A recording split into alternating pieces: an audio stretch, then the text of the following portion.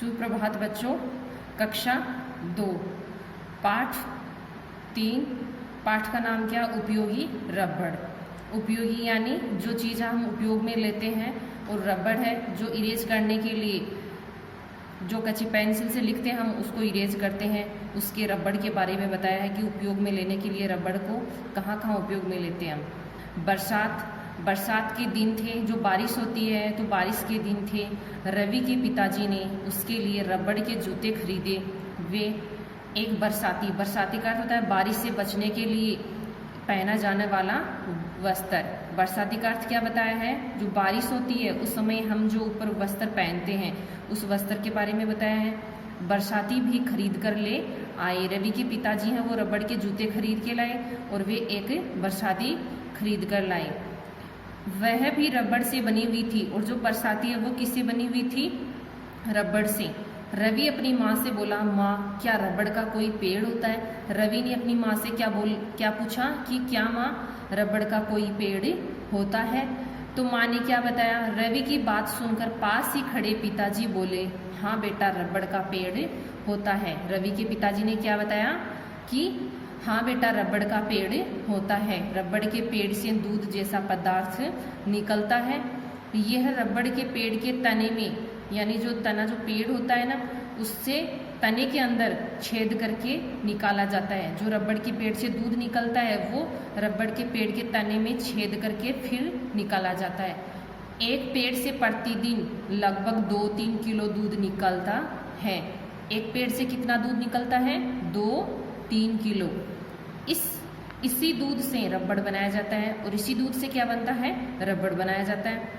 फिर इस रबड़ को कारखानों में भिजवा दिया जाता है। फिर इस रबड़ को क्या करते हैं? हम कारखानों में भिजवा देते हैं, जहाँ इससे लोगों की मनपसंद वस्तुएं बनाई जाती हैं। रवि बोला, पिताजी रबड़ से जूते और बरसाती के अलावा और कौन कौन सी वस्तुएं बनाई जाती हैं? रवि ने क्या बताया है? रवि बोला कि पिताजी रबड़ से जूते और बरसाती के अलावा और कौन कौन सी वस्तुएं बनाई जाती हैं? तो पिताजी ने क्या कहा? पिताजी बोले, रबड़ से साइकिल, मोटरसाइकिल, ट्रक, बस आदि के टायर बनाए जाते हैं। इसके अलावा खिलौने, गुब्बारे, गेंदे आदि तो बनते ही हैं। पेंसिल का लिखा मिटाने के लिए जो रबड़ होता है वह भी इसी से बनाया जाता है। पिताजी ने आगे बताया, बेटा रबड़ बहुत उपयोगी है, इसके अनेक गुण हैं। यह हल्का और लचीला पदार्थ है, इस पर पानी का जरा भी असर नहीं होता, इसलिए रबड़ से बनी वस्तुएं टिकाऊ होती हैं। पिताजी ने आगे क्या बताया कि बेटा रबड़ बहुत ही उपयोगी चीज़ है, इसके अनेक गुण होते हैं, और ये हल्का और लचीला पदार्थ है, पानी इस पर जरा भी नहीं रहता है, इसलिए रबड़ से बनी जो वस्तुएं हैं वो बहुत ही टिकाऊ होती हैं, बहुत दिनों तक चलती हैं। इतना कहकर पिताजी अपना कपड़ा बदलने और मुंह हाथ धोने चले गए, मगर रवि की जिज्ञासा अभी भी शांत नहीं हुई। उसने माँ से पूछा, माँ हमारे घर में रबड़ से बनी कौन कौन सी चीज़ें हैं? रवि ने क्या पूछा है कि माँ हमारे घर में रबड़ से बनी कौन कौन सी चीज़ें हैं?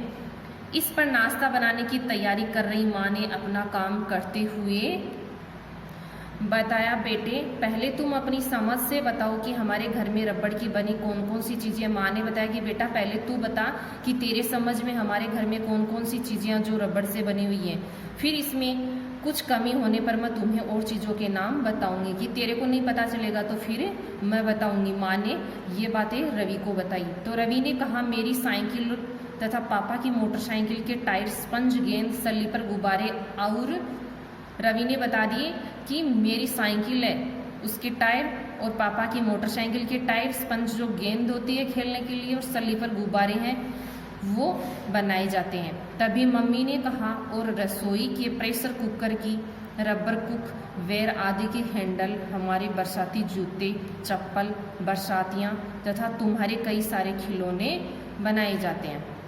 तभी पापा बाथरूम से आ गए, और मम्मी ने कहा, अच्छा रवि अब इस बारे में हम लोग बाद में बात करेंगे, अब तुम भी हाथ मुँह धो लो और डाइनिंग टेबल पर बैठो, मैं अब तुम लोगों को गरम गरम पकोड़े देती हूँ। उसके बाद माँ पकोड़े लाती है तथा सभी उसे खाने लगते हैं और आपस में बातें करने लगते हैं। तो इस पाठ में क्या बताया है? रबड़ के बारे में बताया है। बेटा है जो अपनी माँ और पापा से पूछता है कि रबड़ से कौन कौन सी वस्तुएं बनाई जाती हैं। धन्यवाद।